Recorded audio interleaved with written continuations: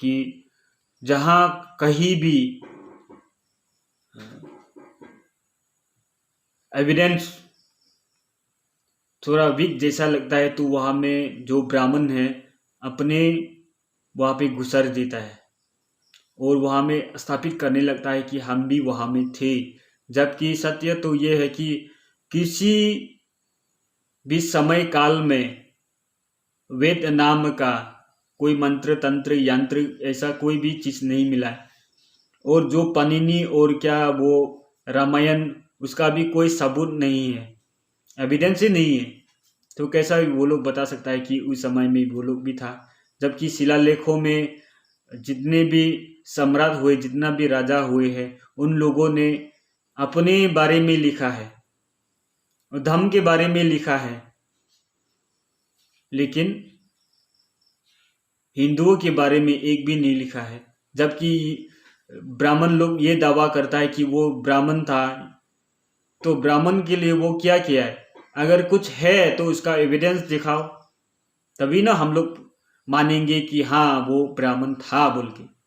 अगर एविडेंस ही आप लोग दिखा नहीं सकती हो तो बेकार में हाय तौबा करके कुछ फायदा नहीं है।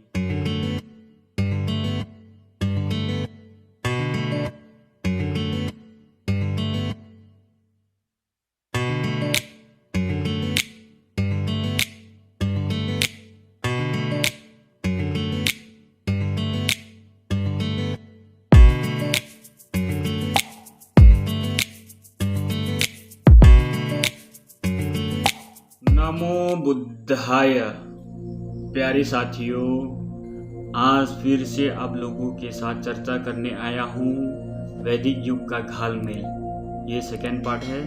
फर्स्ट पार्ट जिन लोगों ने अभी तक नहीं देखा है जाके एक बार देख लीजिए। तो आरंभ करने से पहले आप लोगों को डिस्क्लेमर दिखा देता हूँ।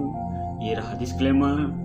तो अब आरंभ करते हैं। आइए एविडेंस से पूर्व कुछ घालमेल वाले उदाहरण को देखते हैं।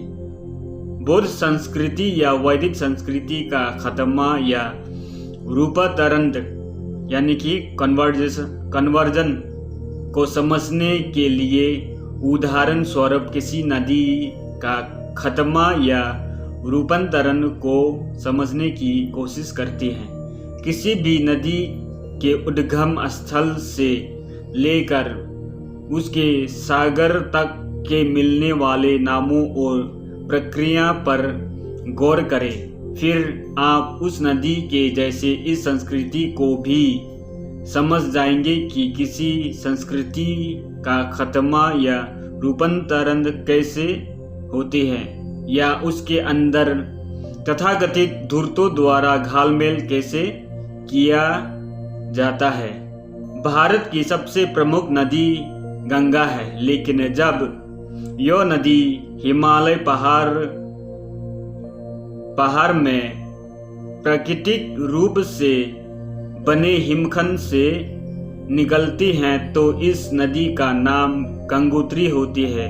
लेकिन यह गंगोत्री जैसी ही आगे बढ़ती है तब इसमें अलकनंदा और मंदाकिनी नाम की दो नदियां आकर मिलते हुए भारत के मैदानी भागों पर विचरण करती है। तो इस नदी को लोग गंगा नदी के नाम से जानते हैं। यानी गंगा की कोई भी अपनी स्वतंत्र उद्गम स्थली नहीं है। या यही गंगा नदी जब मैदानी भागों को चीरते हुए बंगाल की खाड़ी में मिलने को बेचैन होती है तो बे ऑफ बंगाल और बांग्लादेश में यह गंगा नदी अपने गंगा नाम स्वरूप अस्तित्व को समाप्त करते हुए हुगली और पद्मा के नाम में परिवर्तित होकर समुद्र में मिलती है। अब आपको देखना होगा कि हुगली और पद्मा नदी का अपना कोई वजूद बंगाल, आज का पश्चिमी बंगाल और पूर्व बांग्लादेश से पूर्व में भी किसी राज्यों में है, या यह नदी किसी का बदला हुआ नाम है। उसी प्रकार से आपको पूर्ण देखना होगा कि मैदान भागों में से गुजरने वाली गंगा का अपना कोई जल सूत्र यानी अपने नाम पर उद्गम नदी है, या यह भी किसी पूर्व में किसी उद्गम नदी का परिवर्तित नाम है। आगे आपको उस गंगोत्री नदी को भी देखना होगा कि यह भी स्वद निकलने वाली जल सूत्रधारा है, या यह भी किसी के सहारे पैदा होने वाली जल धारा है। इस सब विषयों पर अब जब अपनी गहरी दृष्टि डालोगे तो पाओगे कि प्रकृति से उत्पन्न होने वाले सिद्धांत प्रतीत समुपाद के नियम अनुसार पहाड़ की सबसे ऊंची चोटी पर हिमखंड का बनना होता है और उसी हिमखंड से ग्लेशियर का निर्माण होता है। जब इस ग्लेशियर से बर्फ पिघलती है तो एक जलधारा का स्वरूप ले लेती है और यह जलधारा गंगोत्री के नाम से पहाड़ों को चीरते हुए नीचे उतरती है। जिसमें आगे मंदाकिनी और अलकनंदा जैसी जलधारा का मिलन होते हुए मैदानी भागों पर आती है, जिससे भारत के मैदानी भागों में हम लोग गंगा नदी के नाम से जानते हैं। अब यह गंगा नदी जब अपनी विकृतता को समाप्त करते हुए विकृत अवस्था में पहुंचती है तो यह अनेक शाखाओं में बांटते हुए समुद्र में मिलने को आतुर होती है। उस समय इस गंगा नदी के पहचान अपने परिवर्तित नाम हुगली और पद्मा नदी के रूप में होती है, लेकिन यह पद्मा नदी भी आगे जाकर मेघना, तेतुलिया, गलछिया, बलस्वर, भैरव नदी जैसे अनेक नामों में विभाग होकर समुद्र में मिलती है। इसी को पूर्वोत्तर से चली आ रही प्राकृतिक परंपरा के नामों का काल और स्थान के अनुसार बदलते रूप और नाम का रूपांतरण कहा जाता है। लेकिन अगर हुगली और पद्मा नदी का स्वयं का अपना उद्गम स्थल होता तो आज हुगली और पद्मा नदी के नाम को रूपांतरित नाम की नदी नहीं साबित करती। आगे इस गंगा नदी का भी स्वयं का अपना कोई जल सूत्र होता या उद्गम स्थल होता तो इस गंगा को भी आज गंगोत्री से रूपांतरित नदी नहीं कहकर स्वयं की उद्गम नदी कहती।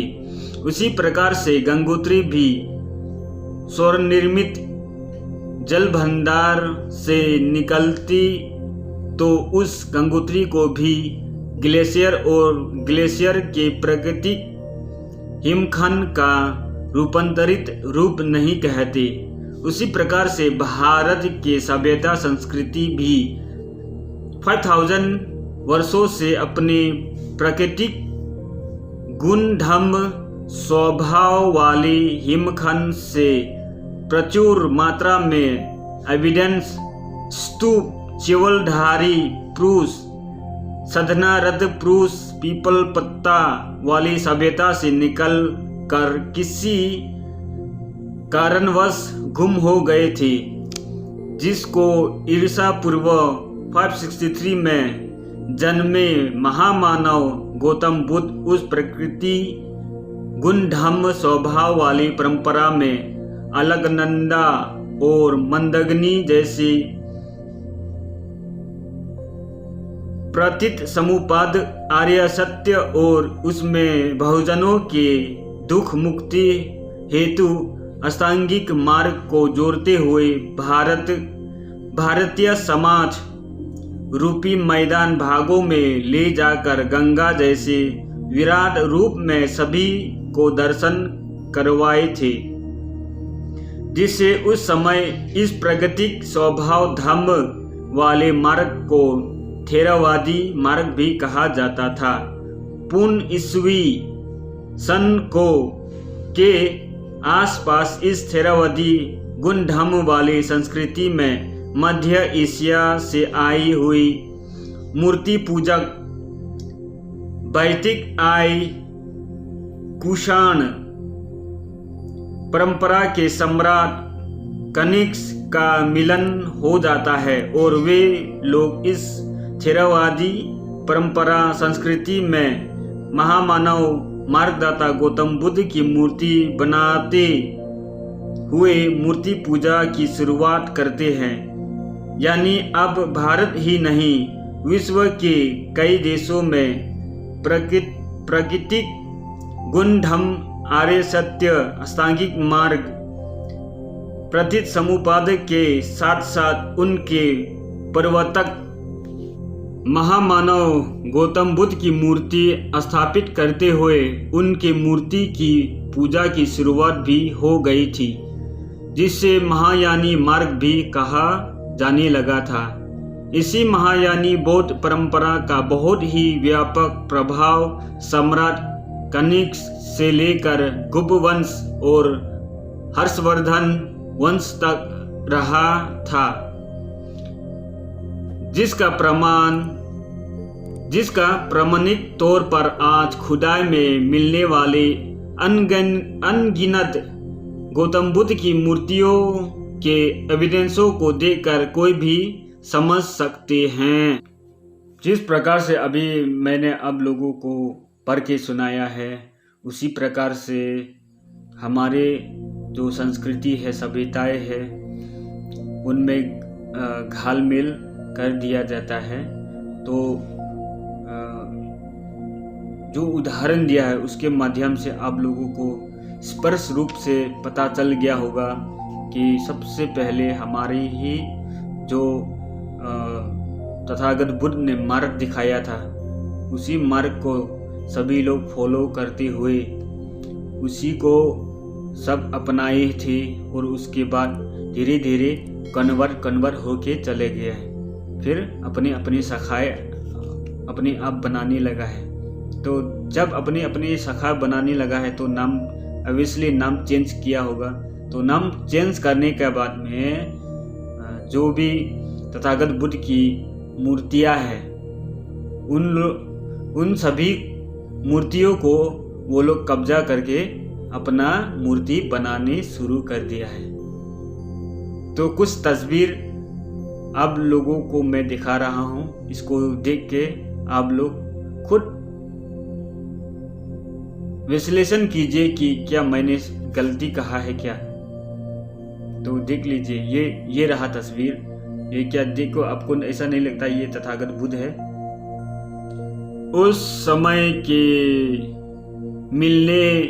मिले सभी बुद्ध विहार और सभी शिक्षण स्थलों से जो भी एविडेंस आज मिलते हैं, उसमें पूर्व की साधना पद्धति जो किसी कारण से विलुप्त के कगार पर चली गई थी, उसे मार्गदाता गौतम बुद्ध ने फिर से पुनर्जीवित करते हुए सभी मानव प्राणी जगत हेतु एक अनमोल साधना विधि प्रदान की थी।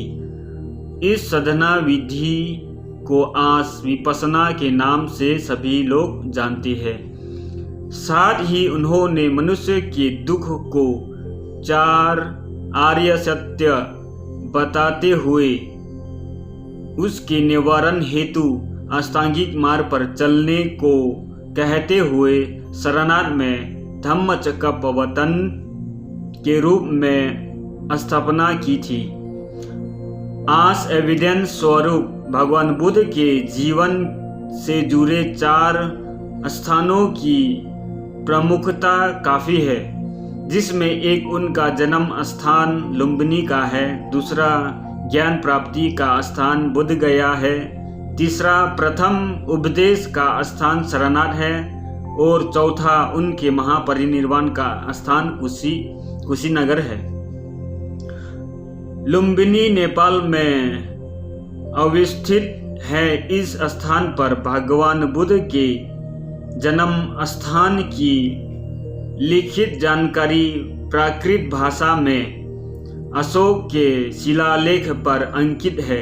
दूसरा ज्ञान प्राप्ति का स्थल बोध गया को सभी जानते हैं। तीसरा धम्मचक्कप्रवर्तन स्थल सारनाथ काशी अथवा वाराणसी के पूर्वोत्तर में स्थित प्रमुख पुरातात्विक स्थल है। ज्ञान प्राप्ति के पश्चात भगवान बुद्ध ने अपना प्रथम उपदेश यही दिया था। चौथा स्थान कुशीनगर है, जिस स्थान पर भगवान बुद्ध के महापरिनिर्वाण के बाद उनके अस्थि कलश पर बने स्तूप प्राप्त हुए हैं। तो अब हम मेगास्थनीज के विषय में भी थोड़ा जान लेते हैं। मेगास्थनीज यूनानी शासक का राजदूत था जो भारत 305 ईस्वी पूर्व में चंद्रगुप्त मौर्य के दरबार में आया था। वो सेल्यूकस नामक यूनानी सेनापति का दूत था। उसने 12 वर्ष तक चंद्रगुप्त मौर्य के दरबार में रहकर भारत की सभ्यता संस्कृति को देखकर इंडिका नामक ग्रंथ लिखा था। लेकिन मेगास्थनीज ने कहीं नहीं लिखा कि उस समय के भारत में वैदिक संस्कृति वाली चतुर्वर्णीय का वनगठ था। मेगास्थनीज ने उस समय के भारत में कहीं नहीं देखा चतुर्वर्णीय श्रुति स्मृति के वेद बोलने वाले। मेगास्थनीज ने अपने दृष्टिकोण से यहाँ के समाज को प्रभावित करने वाले वर्ग यानी उसके हैसियत एवं पेशे के हिसाब से 7 वर्गों में बांटा था। पहला था विद्वान वर्ग, दूसरा था खेतिहर वर्ग, तीसरा था पशुपालक वर्ग, चौथा था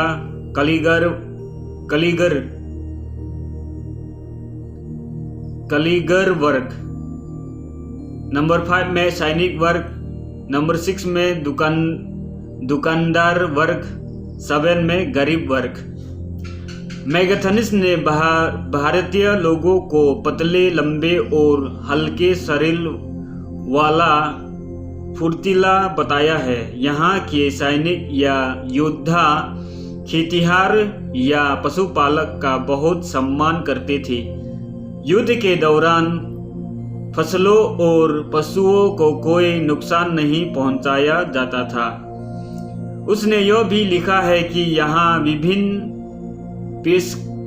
पेशागत लोग रहते हैं। वे सभी यहाँ के मूल निवासी हैं। यहाँ पर विदेशी लोगों की कोई बस्ती नहीं है। यूनानी समाज के विपरीत यहाँ पर गुलामी प्रथा बिल्कुल नहीं है। यहाँ के सामाजिक नियम के अनुसार सभी लोगों को समान माना जाता है, इक्वालिटी माना जाता है। कोई विशेषुत वर्ग नहीं मौजूद नहीं है, यानी कि कोई नीच जात की ऐसे कोई यहाँ पे उल्लेख नहीं है। सभी को सम्मान दृष्टि से देखा जाता है। तो पहला विद्वान वर्ग, किसी भी समाज के लोग विद्वान हो सकते हैं और उस विद्वान वर्ग को सभी लोग प्रतिष्ठा और सम्मान देते हैं। खेतिहर वर्ग सबसे अधिक जनसंख्या इनकी है। यह द्वितीय सबसे महत्वपूर्ण वर्ग है। इन्हें राजकीय बंधनों से छूट प्राप्त थी। राजा इस पर किसी कार्य के लिए बल प्रयोग नहीं कर सकता था। ये गांवों में रहते थे और किसी कार्यवश शहर आते जाते थे। ये उपज का चौथा भाग राजकोष में रसवत के रूप में देते थे। तो 3 नंबर पे है पशुपालक वर्ग। ये गांव के बाहर झोपड़ी बनाकर रहते थे और फसल को नष्ट करने वाले पशु पक्षियों का शिकार करते थे। यह समाज का एक अन्य महत्वपूर्ण वर्ग था। नंबर 4 कारीगर वर्ग।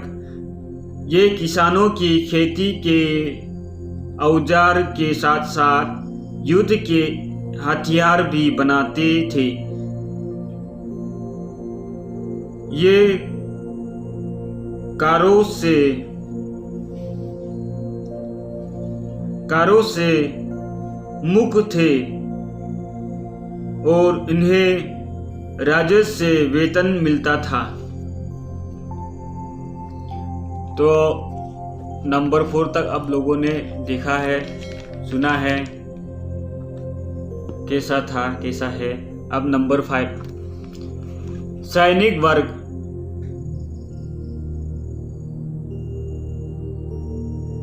कृषकों के बाद इनकी जनसंख्या सर्वाधिक अधिक थी। इसके पास घोड़े और हाथी होते थे। उन्हें राजा से नियमित वेतन मिलता था। नंबर 6 पे है प्रशासकीय कर्मचारी। सभासद और निर्धारित काउंसिलर या एसेसर, ये लोग उच्च प्रशासकीय पदों पर नियुक्त होते थे और विभिन्न प्रकार के प्रशासकीय व वित्तीय कार्य करते थे। तो एक नोट मिला है, उसको भी देख लेते हैं। उस समय का सारा वर्ग तरल था, यानी कि कोई भी अपने अनुभव और कार्य के आधार पर किसी भी वर्ग में जा सकता था। लेकिन वैदिक संस्कृति में ये सारा वर्ग तरल से ठोस में बांटकर वर्ग ब्राह्मण, क्षत्रिय, वैश्य और शूद्र में बदल गया, जो मरणोपरांत भी खत्म नहीं होता था। मेगस्थनीज की इंडिका पुस्तक के तथ्यों का उल्लेख डायोडोरस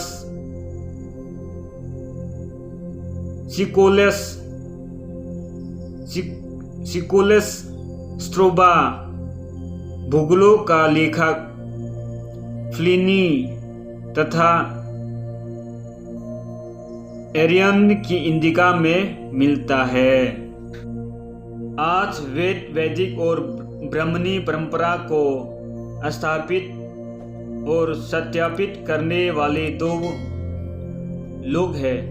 एक ब्राह्मण स्वयं है, जो अपने को मौर्यकाल या मौर्य काल से पूर्व स्थापित करता है, और दूसरे कुछ गैर ब्राह्मण लोग हैं जो अपनी अज्ञानता में निकरात्मक या आक्रामक रूप से ब्राह्मणों को मौर्य काल से सत्यापित और स्थापित करते हैं। जिन लोगों को अभी तक अपने इतिहास के बारे में नहीं पता है वो लोग ही ऐसे करेंगे। जो लोग अपने इतिहास के बारे में पता है वो लोग तो क्यों करेंगे। तो आगे बढ़ते हैं। अभी हम डिस्कस करेंगे पुष्यमित्र शुंग के बारे में। पुष्यमित्र शुंग ने स्वयं कहीं नहीं उल्लेख किया कि मैं ब्राह्मण जाति का हूँ। पुष्यमित्र शुंग को ब्राह्मण वर्ग वाले ब्राह्मण जाति से जोड़कर ईसा पूर्व में अपने आप को स्थापित करते हुए सकारात्मक प्रचार करते हैं, जबकि सच्चाई यह है कि भारत में 850 ईस्वी से पूर्व वर्ण जाति या वैदिक सभ्यता का कोई ठोस या स्पष्ट एविडेंस नहीं मिलता है।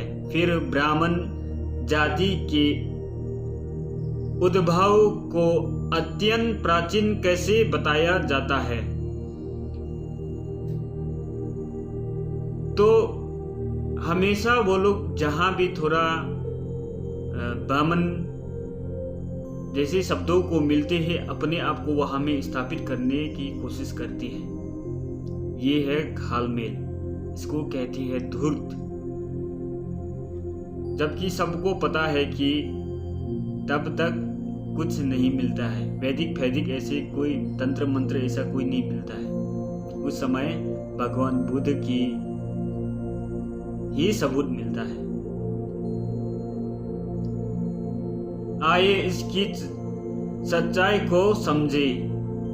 जब शुंग के पूर्व सभी शासक बौद्ध और शुंग के बाद में भी जितने शासक हुए वे सारे बुद्ध संस्कृति गुण धर्म स्वभाव के अनुयायी थे, तो फिर ये एकलौता शुंग ब्राह्मण और वैदिक अनुयायी कैसे हो सकता है?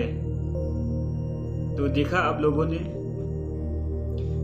फिर आज पुष्यमित्र शुंग को लेकर कैसे कहा जा सकता है कि मौर्य काल में भी वैदिक सभ्यता और संस्कृति थी? क्या उस समय भारत में जातियों की उत्पत्ति हो गई थी? अगर जातियों की उत्पत्ति हो गई थी तो फिर किसी भी सम्राट के अभिलेखों पर किसी जाति का नाम लिखा हुआ क्यों नहीं मिलता है? सवाल बहुत है, लेकिन एक भी प्रश्नों का सत्यात्मक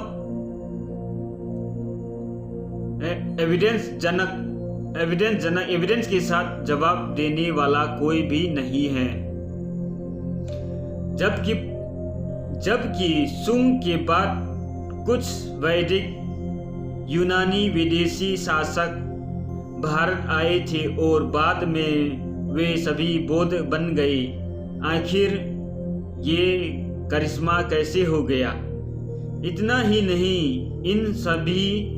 इन सभी यूनानी शासकों में सम्राट अशोक के बाद मैलेंदर और सम्राट कनिष्क ऐसे शासक आए थे जिन्होंने बौद्ध संस्कृति का सबसे ज्यादा प्रचार प्रसार का काम किया। अगर सही में आप लोगों को पुष्यमित्र शुंग ब्राह्मण वर्ग का प्रतीत होता है तो उस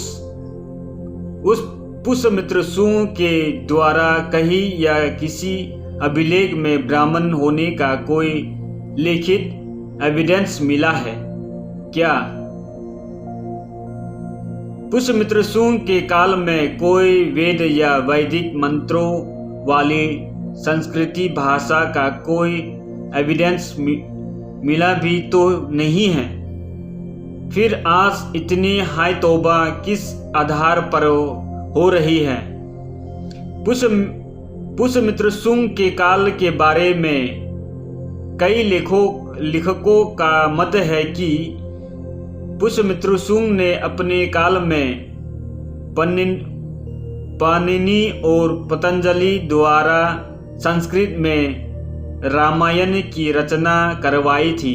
लेकिन आज कोई भी शुंग काल की संस्कृत में लिखी हुई उस रामायण को एविडेंस स्वरूप दिखाने को तैयार नहीं है। आखिर क्यों?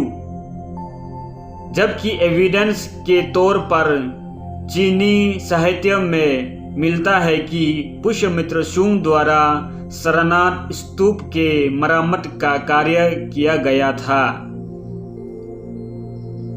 ईसा पूर्व में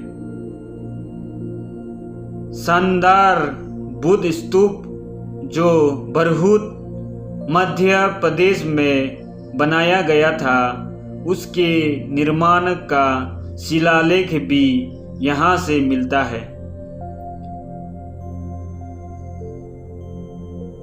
इसके निर्माण का कार्य पुष्यमित्र शुंग के जीवन के अंतिम वर्ष में प्रारंभ हो गया था, जिससे उनके पुत्र और पौत्रों ने पूरा किया था। बरहुत के बौद्ध स्तूप की खुदाई से मार्गदत्ता गौतम बुद्ध और उससे जुड़े हुए एविडेंस मिलते हैं, जो कलकत्ता के संग्रहालय में आज भी सुरक्षित है, जिसको आप भी जाकर देख सकते हैं। तो प्यारे साथियों, अभी तक जितने भी मैंने बताया है आप लोगों को अच्छी प्रकार से आप लोगों को पता चल गया होगा कि जहाँ कहीं भी एविडेंस थोड़ा वीक जैसा लगता है, तो वहाँ में जो ब्राह्मण है अपने वहाँ पे घुसर देता है और वहाँ में स्थापित करने लगता है कि हम भी वहाँ में थे।